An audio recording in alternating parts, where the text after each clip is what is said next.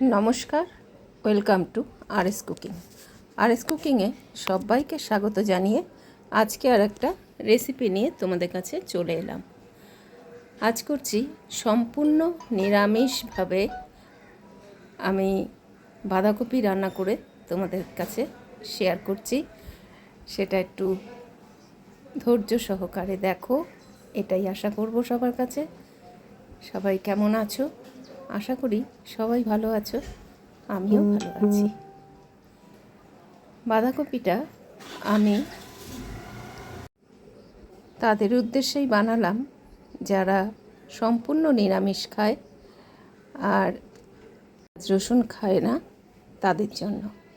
তাহলে দেখতে থাকো, সঙ্গে থাকো, রুমকির সাথে থাকো।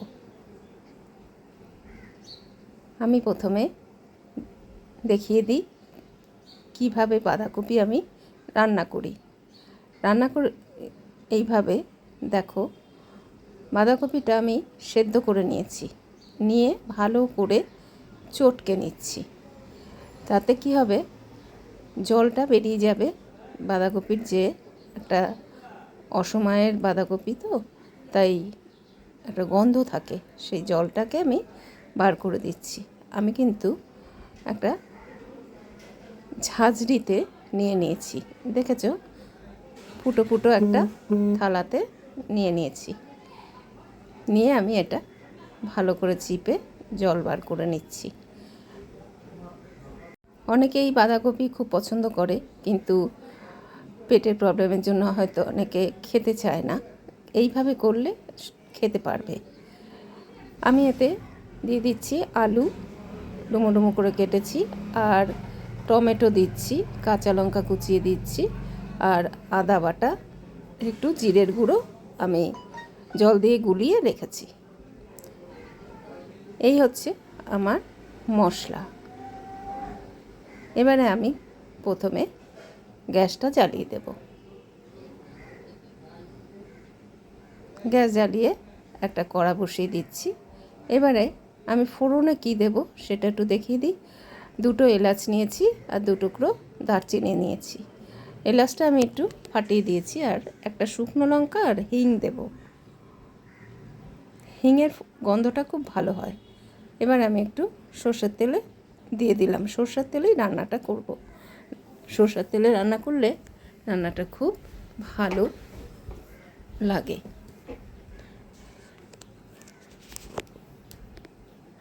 এবার আমি তেজপাতা দিয়ে দিলাম,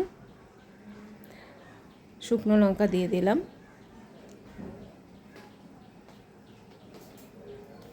তেলের মধ্যে একে একে সব দিয়ে দিচ্ছি। এলাচ দারচিনিটাও দিয়ে দিলাম। এবার একটু ভাজা হলে তারপর আমি গোটা জিরেটা দিয়ে দেব। জিরে দিয়ে দিলাম। জিরেটা একটু ভাজা হলে আলু দিয়ে দেব। আবার আলুটা দিয়ে দিলাম। এবারে আলুর মশলার সঙ্গে একটু ভেজে নেব।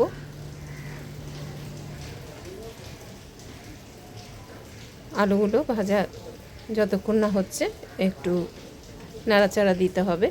নেড়ে চেড়ে একটু আলুগুলো ভেজে নেব। এবার আমি টমেটো দিয়ে দেব, কাঁচা লঙ্কাটাও দিয়ে দিলাম। টমেটো কাঁচা লঙ্কার সঙ্গে আলুটা সুন্দর করে ভেজে নিচ্ছি।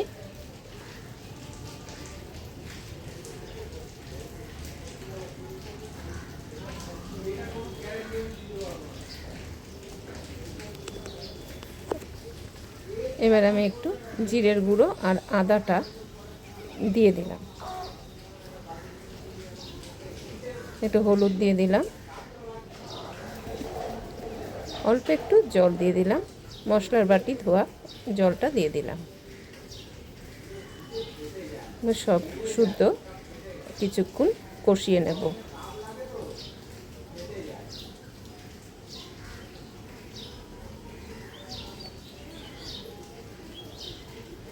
ঢাকা দিয়ে দিলাম। 2 মিনিট ঢাকা দিয়ে আবার খুলে দেখে নেব।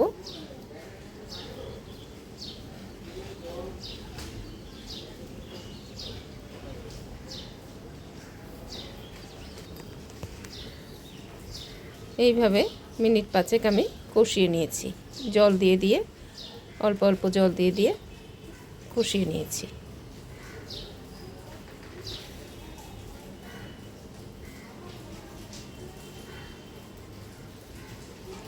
আলুটা সেদ্ধ হয়ে এসছে, দেখেছো? এবার স্বাদ মতো নুন দিয়ে দিলাম।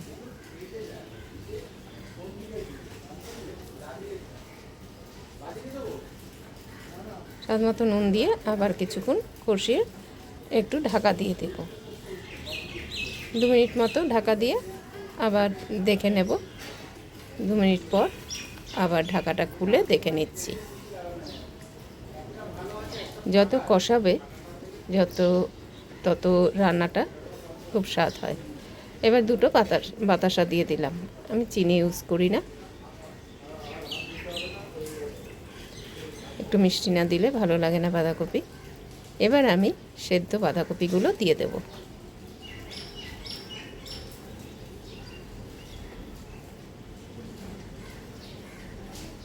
বাঁধাকপি অনেকেই ভালোবাসে, কিন্তু এই ভয়ে, পেটের গণ্ডগোলের ভয়ে খেতে চায় না। এইভাবে করলে পরে সহজেই খেতে পারবে, কিচ্ছু হবে না। এবার বাঁধাকপি দিয়ে সুন্দর করে কষাবো। আমি এতে কোনো জল ইউজ করব না।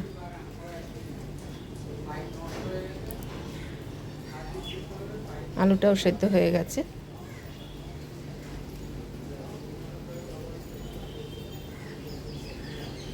তেল মশলা সব কিছু বাঁধাকপির মধ্যে ঢুকে যাবে। এবারে সব মিশিয়ে দিচ্ছি,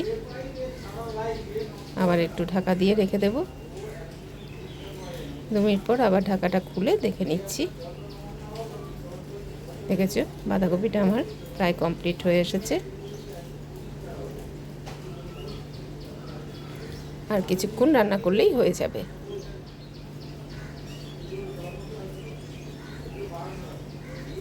গরম গরম ভাতে বা রুটি পরোটার সাথে বাঁধাকপি খুব ভালো লাগে। আবার একটু ঢাকা দেব। এইভাবে ঢাকা দিয়ে দিয়ে কে কে রান্না করো আমাকে কমেন্টে একটু জানিও। আর তোমাদের যারা নতুন দেখছো আমার রান্না, তোমাদের যদি ভালো লাগে তবে তোমাদের কাছে একটা রিকোয়েস্ট, তোমরা সাবস্ক্রাইব করে আমার পাশে থেকো। আর আমার যারা নিত্য আমার রান্না দেখছো, ভালো ভালো কমেন্ট করছো, তোমরা কমেন্ট করো বলে আমি এত উৎসাহ পাই রান্না করার, নতুন নতুন ওই জন্য রেসিপি নিয়ে তোমাদের কাছে চলে আসি। তোমাদের কাছে আবদারও করি যে তোমরা কমেন্ট করো। দেখেছো, এখন আমি দিয়ে দিলাম একটু ঘি 1 চামচ আর একটু গরম মশলা গুঁড়ো। এটা আমার ঘরে তৈরি করা। দিয়ে একটু নেড়ে চেড়ে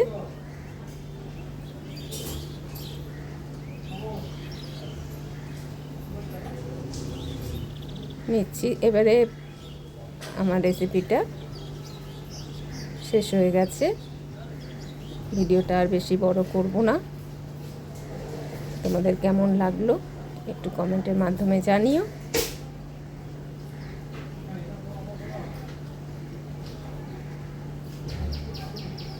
এবার একটু স্ট্যান্ডিংয়ে রেখে দিয়ে তারপরে আমি একটা প্লেটে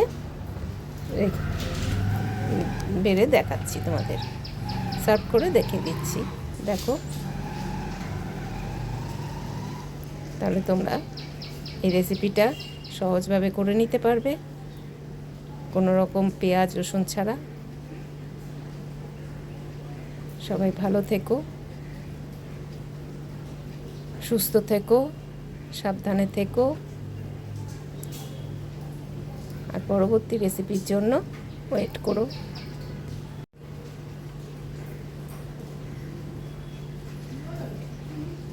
এখানেই শেষ করলাম।